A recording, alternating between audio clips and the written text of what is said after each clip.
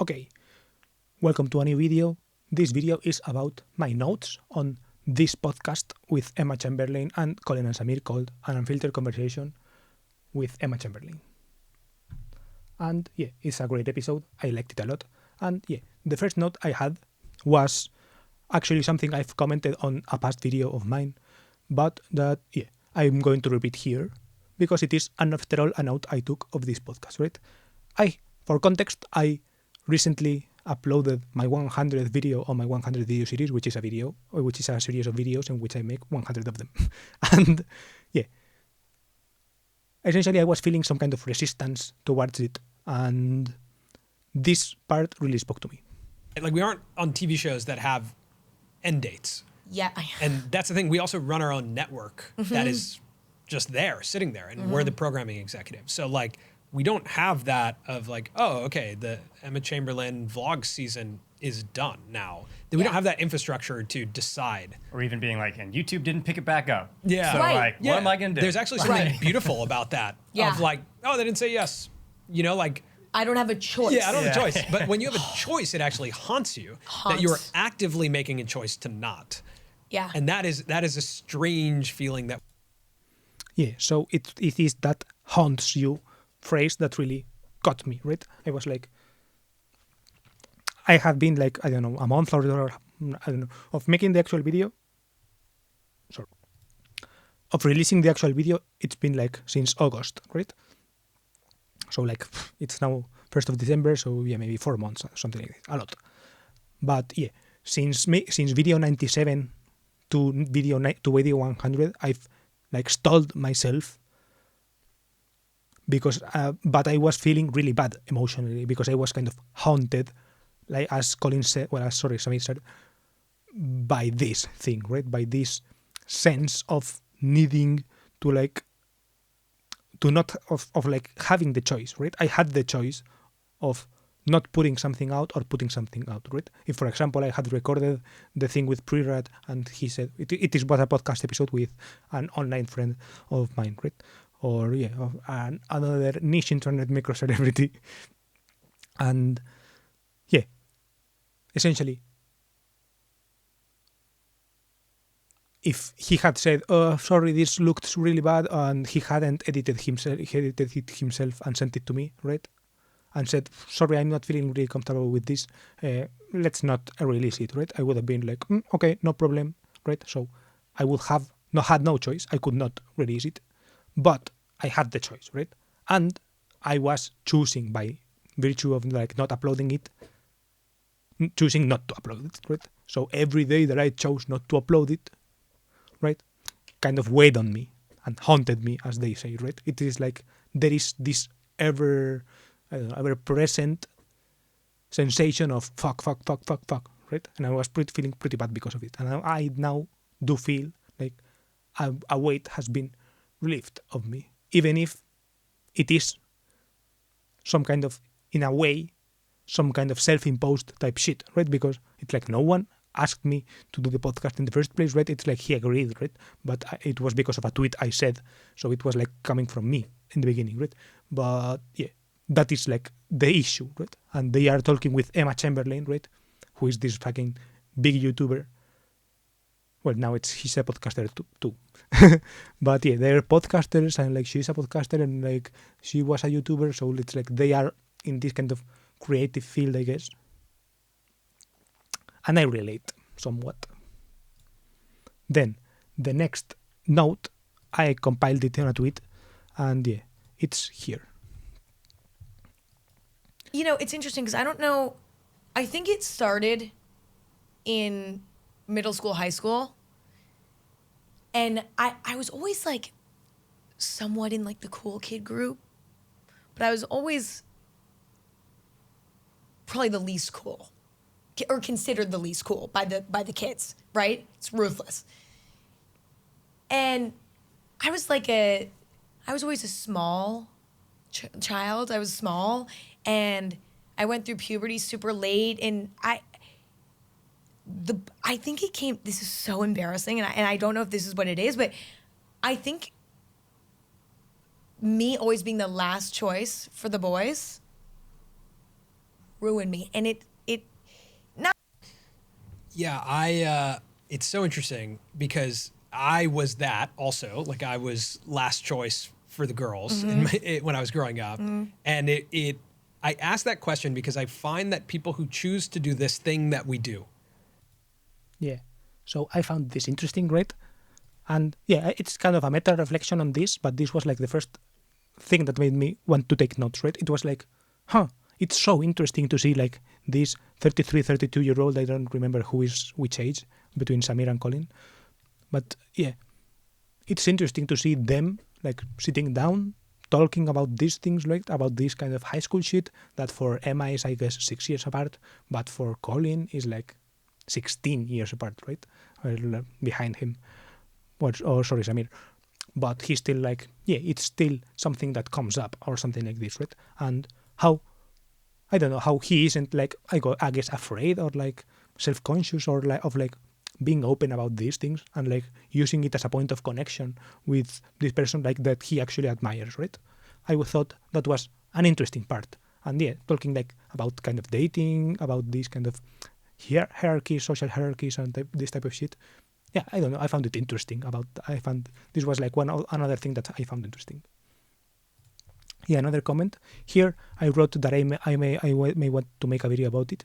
But yeah, here they are talking like about saturation. This is another part I found interesting. There are Way more. But Which makes but there aren't as many Yeah. people who feel as singular. I know exactly what you mean. It's very saturated. Yeah. And I think that's part of why I can't do it anymore. Vlogging, for example. It has been, there's so much of it everywhere. It's so saturated that selfishly and creatively, it's not a way of storytelling that I feel inspired by anymore. Yeah, and I found this interesting, right? They later in the video talk about how that this is actually a good opportunity for creators or something like this.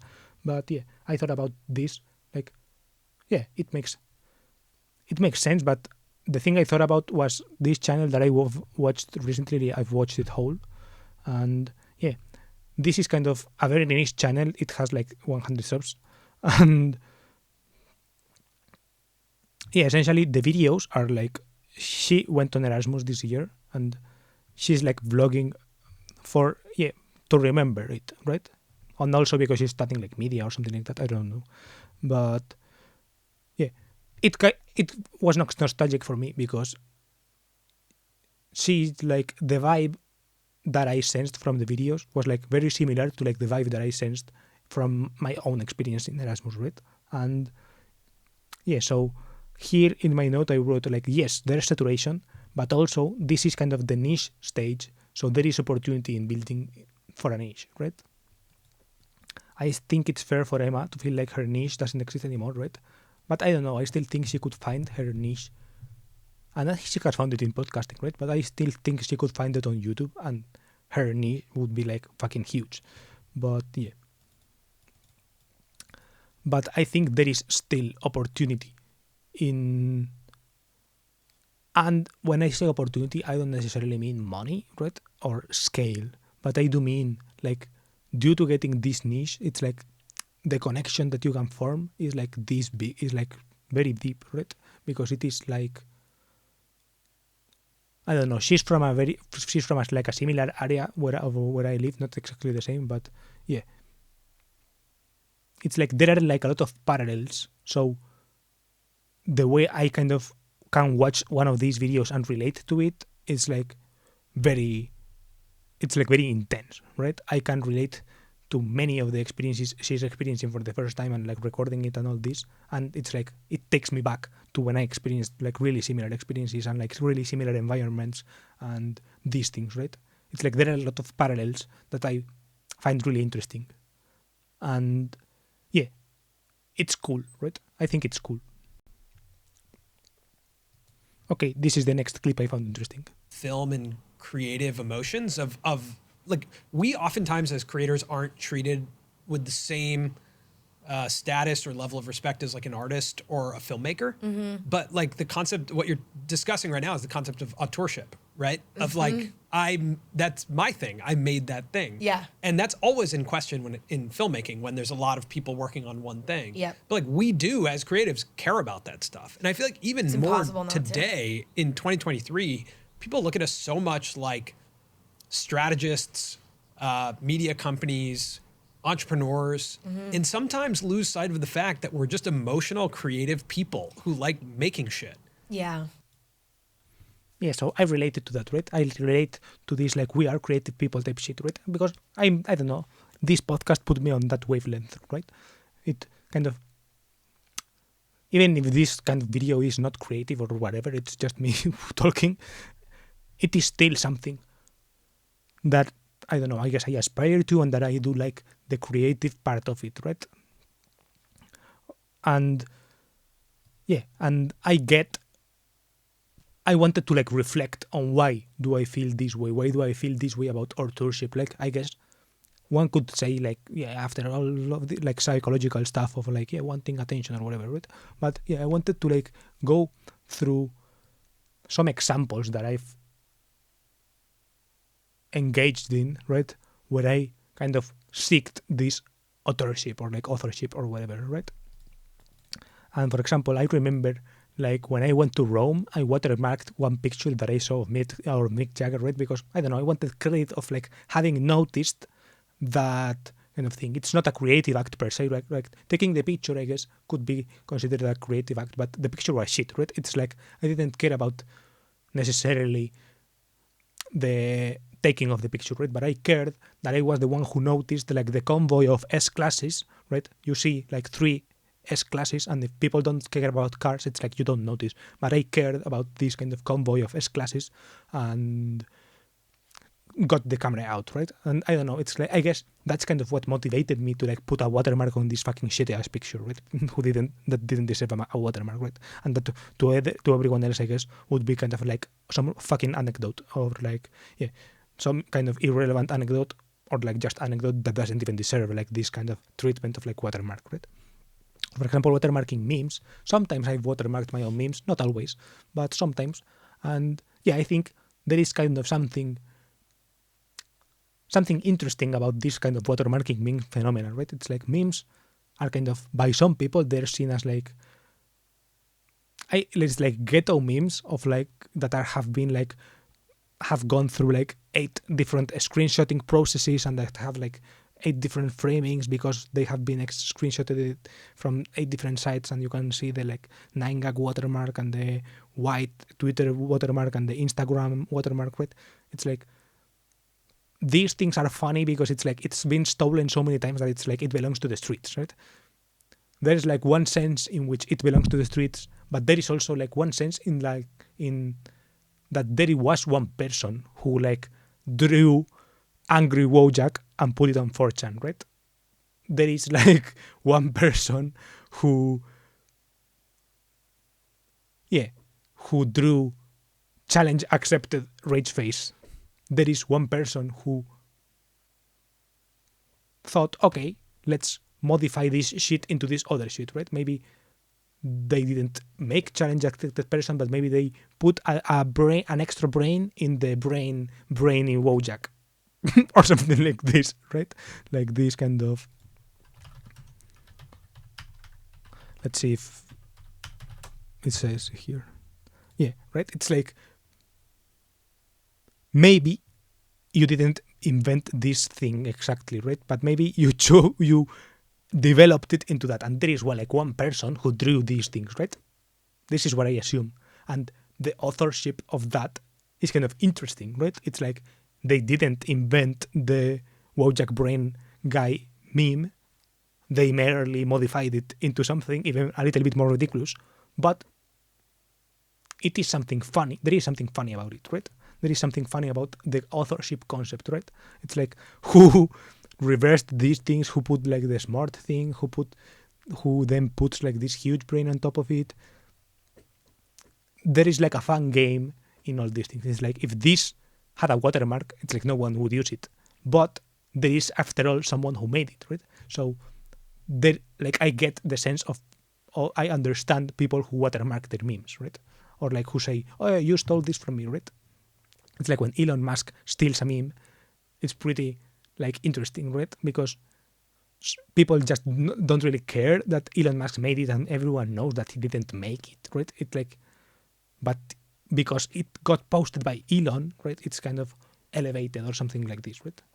And I think of this interesting thing, right? And there is like this website, Desmotivaciones,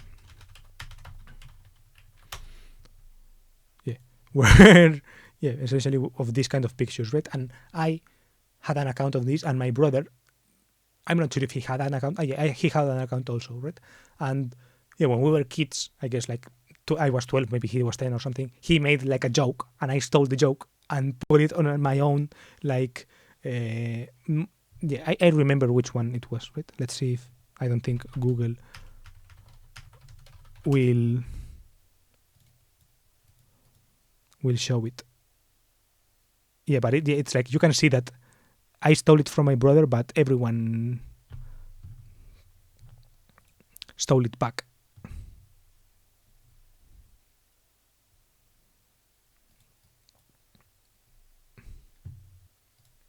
Yeah, this meme. It's like, yeah, from 2011. And yeah, it's like, yeah. This is a pun in Spanish, right? It's like, yeah. I can't explain it. Yeah, this is like this dog is sick, so it's like this dog is telling him, okay, this, like he's looking at the throat, and he's like, okay, your throat is very bad. It's a virus. Your Katy perra. It's like a pun between perra, which means bitch, well, but not in a bad way, like female dog, and also in a bad way. But in this case, it's like plain. And Katy Perry, right? The singer Katy Perry, right? And it's like my brother kind of made this joke of like Lady Gata, right? Which is a pun between female cat, Gata, and Lady Gaga, the singer, right? And I think I looked up this thing and stole my brother's joke, right? And he got really angry. I still kind of remember him getting really angry. And yeah. You can see this, right? This is his account, and he's like, I wish, I hope this doesn't get to the principal. Yeah, the principal page is like, yeah, it's like the front page of the site. And he got really angry, right? And yeah, I got a couple of comments that were like, ha ha ha, funny, right? And he was like, he was like pretty rusty about it, right? And I remember this moment still, right? Of like crediting, like, authorship in memes or in jokes, and yeah, it's like I stole his joke, but I also kind of added my own flair, right? I think I downloaded the image myself. I don't know, maybe I even stole that from him, right? But yeah, he says like plagiarizing. And yeah, I've had this kind of relationship with authorship across time, and I found it interesting. I'm going to drink water. Yeah, then another thing that leads into this is this part. I would say Thank you. today you're hard to copy. Yeah, There's but always these like, hopefully, if you're a creator, there's something intangible that's like, yeah, Yeah. I can copy your zooms, I can copy your this, but you're not going to be able to replicate like Yeah. whatever it is. well, that's I think what is so like Yeah, and I was thinking of this because of AI stuff, right? And I think that they are right in a sense, right? If people follow you because of you, it's like, yeah, you can have success, you can have a career and all this, right? And you have this kind of sense. In a sense, you are like irreplicable, like, or something like this. But yeah, Bad Bunny, right? This is his like a big singer.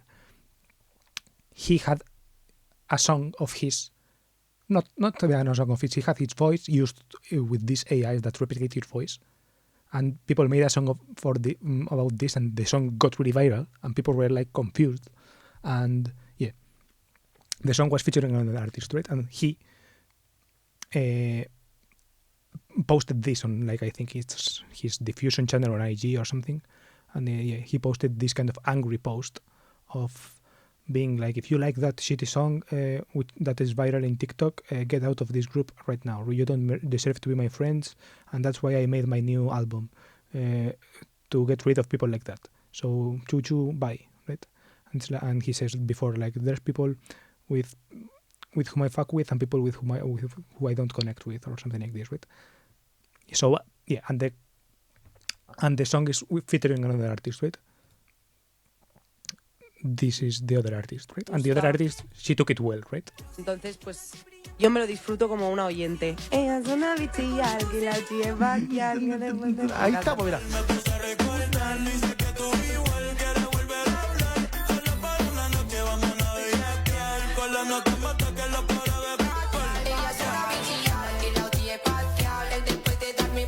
Gusta.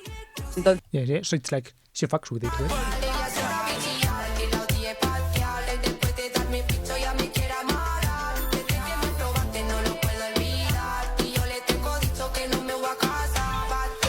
Oh, yeah. Nos contamos. It's like she for example, she took it right. She took it not right, but yeah, it's like she liked it and she liked the song, even if it's like people are ripping off her voice and all this, right? But I don't know, she took it well, and it's like it made me think of this situation, right? It's like the point of you're not going to be able to be replicated. It's like we're getting to a place where maybe you are actually able to be replicated, right? It's like the song lyrics are really similar to like what it's like. I could have believed perfectly that she dropped this song herself, right? And I could have believed perfectly that Bad Bunny dropped the song himself, right? It's like, and the lyrics are like written in this kind of Puerto Rican way where she's talking about her, right? It's like the style of the song is like, well, it's a well-made song, right? It's whoever made it. It's like whoever wrote the lyrics. It's like they're decent lyrics, right? And I could believe that they are from them, right? And yeah, it's like we're getting to a place where maybe you can be replicated, but it's interesting that there is still like you can take it wrongly. You can be like, I want to get rid of the people who like this, and there are people who embrace it. Like it's like she's embracing it. It's like she likes it herself, right? She's like, fuck, this sounds hard, right? It's like I was like, authorship. It's like, who can claim authorship to this? Like it's the person who wrote the lyrics. It's them because it's like their style, right? So it's like it's not just that it's their style and someone else made it in their style. No, it's like they're literally making it in their voice. It's like it's not just the style. They're not just copying them, but with the nuances that come when someone different than you copies you. It's like, no, it's like fucking replicating it, right? It's like they are replicating it with your voice, right? So it's like it's interesting to see the different reactions to this, right? And where does like the line of authorship, where is the line of authorship here, right? It's an interesting topic, and I like the example. The next thing, it's this bit. What are you thinking about when it comes to the brand? My number They're talking about like her brand as Emma Chamberlain brand, as the global brand of Emma Chamberlain, not just Chamberlain coffee or whatever. one priority for me is integrity. It comes down to integrity. And there are things that, like, I do not do something that it doesn't matter. Money does not matter. Does not matter. I do not care. Yeah, and she goes on like saying like these things, why she cares about integrity. And yeah, I just had a short comment on this, and it reminds me of a Spanish celebrity, right, who is called Belén Esteban, right? It's like she is like probably the most famous, I guess, celebrity, because she is like, I guess, like queen of trash TV, right? She's like the Kim Kardashian of Spain, you could say. But, and I'm not even sure if integrity is the word I would use, but it's like the way she talks about herself in interviews and all this is like very, I guess, yeah, solemn or something like this. It's like, and it's like everyone knows she's the queen of trash TV, right? It's like everyone knows that whatever the fuck she's talking about, it's like doesn't really matter, and it's like dumb shit. but it's like the confidence she has in herself on something like this is like whenever she's interviewed somewhere or whenever she's like making some kind of public appearance or something like this, it's like the vibe is that people kind of respect her a lot, right? It's like you can sense that there is some sense of respect that people have for her, even though she's like queen of trash TV, right? It's like she's making like the absolute trash type of shit, but every word she says is like everyone claps, right? It's like because it's kind of like you can sense that she believes the way she communicates it. It's like kind of solemn and in a way that she really believes in it, right? It's like, and I think her brand is really like that, right? So it's like when she sells, I'm not sure what kind of integration she does or like what kind of commercials or who sponsors her. I know she has like a brand of like chips, right? This, right? So it's like, I guess some kind of consumer product. I guess this could be like the Emma Chamberlain coffee, but it's like las patatas de Esteban. But and yeah, here you can see gazpacho. It's like I don't think there are a lot of products like this. I think this kind of got big because I don't know. I'm not sure how passionate she is of potato chips, because for example Emma, she is actually passionate about coffee and all these things, right? But yeah, you can sense that she has this kind of weight, and I think she has not sold herself for like pennies, or not just pennies on the dollar and all kind of this kind of thing, but for like for cheap money. She hasn't taken like just money. She has like aligned herself with the type of shit that she, I think, cares about and this kind of thing, right? It's like she has a certain sense of integrity. I think you can, and I think people notice that in a sense and like respect her a lot for that, even though the thing she does actually is like pretty fucking dumb, right? It's like just trash TV and complaining about dumb shit, and like it's like the literal dumbest shit you could ever imagine, right? It's like, but somehow she became like the queen of that, and it's interesting. It's interesting. It's an interesting thing. Okay, this is the next clip I wanted to show. AdSense is like, I mean, in the beginning, before you can make a living off of AdSense before you do brand deals. That's what I did for so long. I didn't take brand deals for a very, very long time. And yeah, what I wanted to, this is a short thing, but I think that this is either constrained to the US or to certain niches with a good CPM. I don't think like overall Spanish CPMs allow for this, right? Or, well, it's like at her scale and concentrated like with these CPM niches, right? Because, and I'm not sure how, I guess,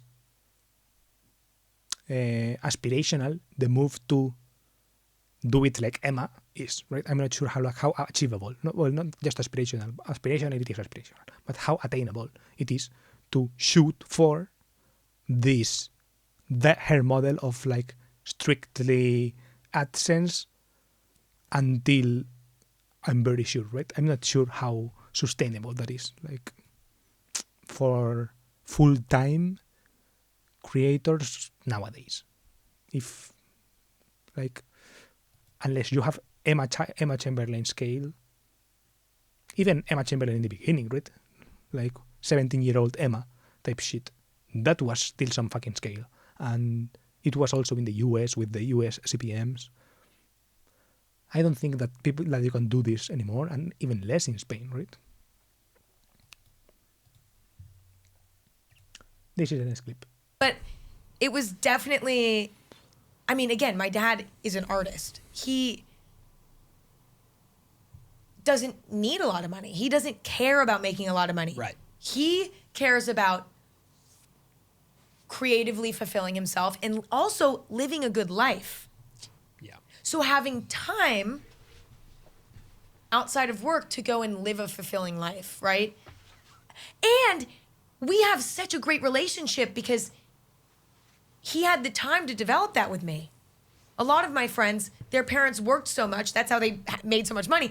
They didn't have deep connections with their parents. Mm-hmm. I did. It was very it all happened very fast where I realized, okay, Yeah, I wanted to talk about this. I think I may make a video separately because the subject of this thing, like, yeah. But yeah, when I heard that, like, yeah, I felt some stuff, right? I felt like she was hitting on some places where, yeah, because for example, my family have not always, but yeah, recently we have like we are pretty more we're more comfortable, like we have money, right? And well, I say we because I'm the son, but yeah.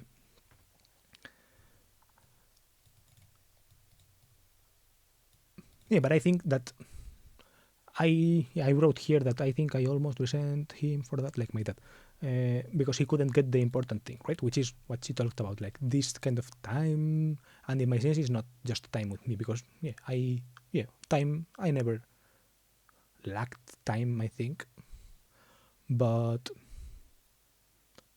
yeah, it's like kind of the environment that I mean, right? And yeah, I've always had like basic shit, and I've never been like, I've had like a couple of broken dreams, I guess, of like not being able to like raise cards from a young age, but yeah, I got over that pretty quickly, right? They are not like super traumatic events, I think, right? And I was never jealous of anyone like Emma, right? It's like she was jealous because in her environment, right? It's like people were fucking rich, right? It's like you could, like, if you were not, I guess, wearing Abercrombie and Fitch, people would like point at you at school and say like, oh, or like you would feel bad even if they don't said it directly. It's like you could feel bad. But so I was never like that. I never saw people like wearing Levi's, and I was like wearing, I didn't fucking give a shit, right? I started dressing a little bit better in like, I guess, in teenage years, but I never actually dressed well, and I never cared, right? But yeah, I do think of small things like maybe, yeah, for example, being able to travel to Japan every year is like expensive, right? And we never did that.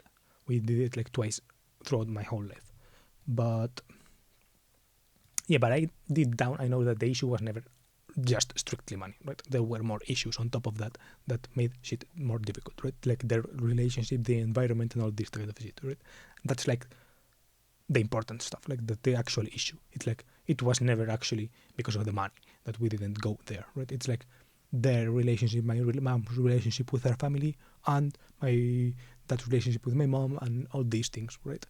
Plus a little bit of the money factor. It's like money never hurts, I guess. And if you have like really big amounts of money, it's like you can afford to be wasteful on these things and like to have a worse relationship or whatever, because you can, yeah, substitute it for money, and you can like take different planes or something like you can, yeah, you can get around stuff, but the issue is still there, right? I knew that,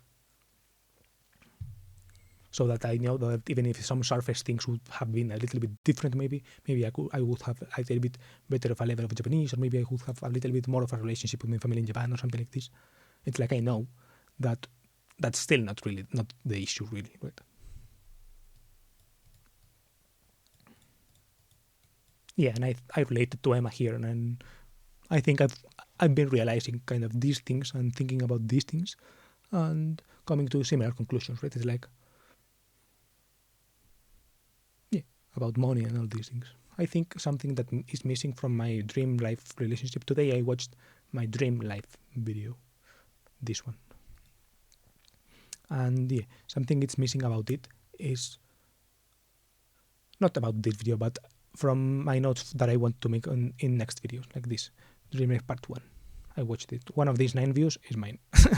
I think 2 of them, because when you upload it and play. Okay.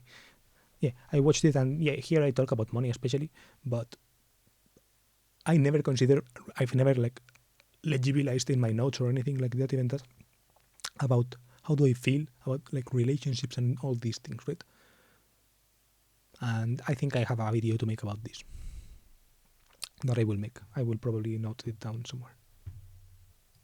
Okay, this is the next clip. I do think it's really important, even if you're a smaller creator, like sometimes getting a job is the best way to actually become a professional creator. Totally. Right? To like keep money out of the equation. Out of the creative equation. Out of the creative equation, Yeah. because that is actually everything. Like when you started, Yes. money was... Yeah, this is something I think about often, especially lately, right? And it's not that I never wanted to get a job or anything like that. I've expressed that a lot, and I've actually expressed that pretty a couple of times. But yeah, I kind of go back and forth, and I think ultimately, like, the thing that I care most is the on my terms part, right? Like, I talked about it a little bit in this job on my terms part, on my terms video, and I think this is kind of the main thing, right? This is the main thing I think about when this comes up, right? This kind of getting a job being the way of like freeing your creative pursuits. It's like I believe in that in a sense, but I believe that there are ways to get a job or whatever, or like to get money. It's like, yeah, to get an income that help you fuel your creative pursuits and like leave money out of the equation, that are better than just randomly applying for random jobs, right? It's like I believe that you can use these platforms and these things to like get better jobs. It's like, or get better opportunities in general that are not that are less job like. It's like this is my thesis, right? Let's see if it pans out. But this is my thesis, and yeah. So it's like you don't need to fucking, if you're a struggling actor, it's like, yeah, maybe getting a job at, well, for example, Sid Zetangana, famous singer in Spain, he worked at a pants and company, right? So it's like a sandwich shop. It's like I think that even though it's a nice romantic story, right? That now for me there are other ways, right? It's like the environment is more developed, or like at least my particular situation is like more developed for me to like be able to find better opportunities than fucking applying whatever, right? Or like at least amplifying, I don't know. I have to revise these things, but that's my thesis. I think I've said their thesis a couple of times as well, but still, this conversation reminded me of it. This is the next clip I found interesting. Kind of like establishing ourselves, but I don't envy the people who are just starting out now. I think it's so much harder now to figure it out because the signals you get are very different. Like the signal of a viral video is very different today than it used to be. And it doesn't mean as much that like you can capitalize on that momentum. Like you have to be so sure of what you're creating so you don't get informed by signals like viewership or, you know, certain things that can really impact you as a creative person. It has to be prioritizing brand over views for a long period of time, which is difficult for people to do. So I've been seeing Yeah. This was interesting to me, right? It's like the part of like saying capitalizing on the momentum is hard, of like it being a tough place to be a new guy as an artist. Yeah, I think that this is the tough place to be. It's tough to be a new guy as an artist part is interesting, right? I think especially the as an artist part, right? If you have the kind of this artist like creative over or like brand over, like it's tough to be in this environment of like algorithmic growth and like optimization for like CPMs and all these kind of things, or like impressions, getting up impressions and getting all of this terminology, all of this click-through rate type shit. Like getting too deep into that is a little bit hurtful. It's like it's never bad to know it, but it's bad to get lost into it, especially if you're an artist, right? If you're like in a marketing, or if you're like, I go back to Alex Hormozy a lot, right? If you're like Alex Hormozy, it's probably like it's probably nice to go a little bit deep into it. Maybe even getting lost is bad, but I think it's nice to go deep into that if you're like a numbers person, right? If the numbers are what drive you, right? If numbers translate directly to your bottom line and you care about bottom line, right? But even in business, it's like, it's a tough place to build brand in. because subscribers like don't mean the same. Algorithmic stuff pushes you different stuff. Yeah, it's tough to be a new guy in this kind of to build brand in this place, right? You have to have, I guess, discipline or like patience, or I don't know how I would describe it, but you have to be built in a way to to withstand these circumstances, like this environment, these Mr. Beast type videos, right?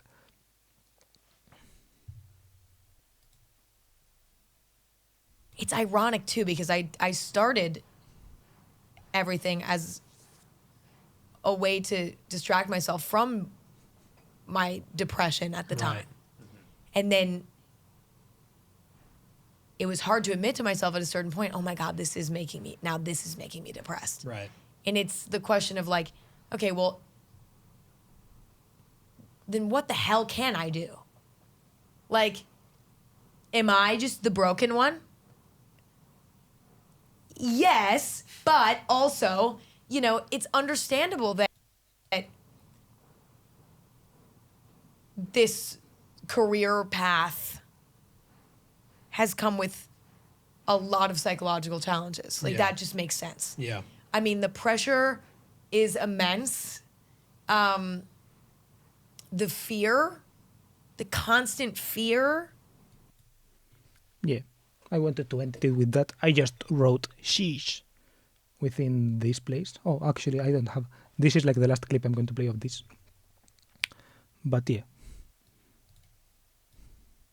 This is something I think sometimes, like, am I just the broken one? Like, in many senses in life, in many aspects of life. But yeah, I wanted to end the video with my comment, right? I wrote a comment here.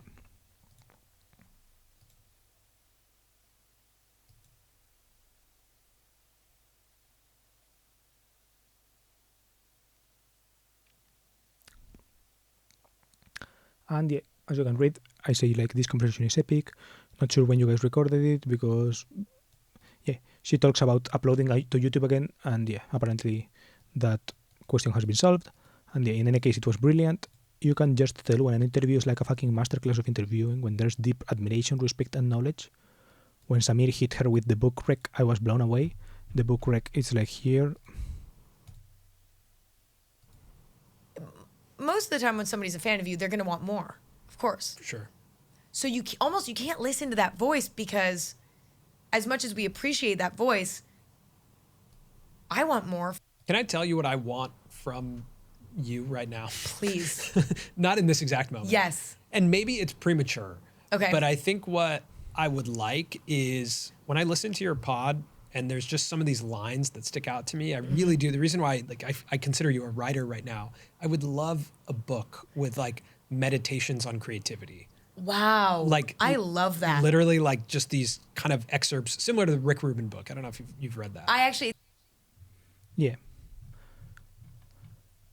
Right? So someone to come with this recommendation, right? It's like, man, he's done his homework. It's like, it's not that he's done his homework, right? It's that this shit is his passion, right? It's like, you can tell that he's fucking into it, right? It's like, that's someone who really gives a shit, I wrote here, and not just on fucking rando, like fucking Samir from the Colin and Samir podcast, right? It's like, it's not some rando, right? It's like he's made videos about her that have gotten like 3 million views, probably something like that, right? He has probably podcasts with like 10 million views. Yeah. He's a podcast with 20 million views. He's...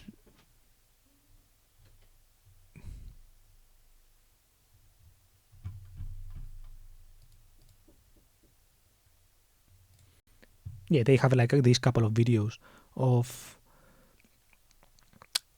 about Emma with the 500,000 views, right? It's like, they're decent videos, and it's like they've been supporting, right? They've been not supporting, but like appreciating the art, the art, and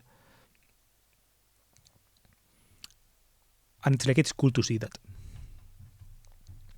And then like that's some real ass shit, right? It's like it's like a smart guy giving you recommendations, and it's like he's a dude that has There are like a couple of dudes that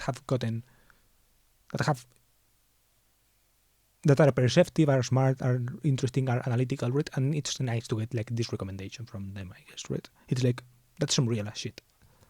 And then I said here that, yeah, I'm from Spain and I think YouTube culture is different here, at least the one I watch. I think I see seasons because they talk about how this YouTube grind set and all this type of shit is hard. And yeah, I think I see seasons on this television part, on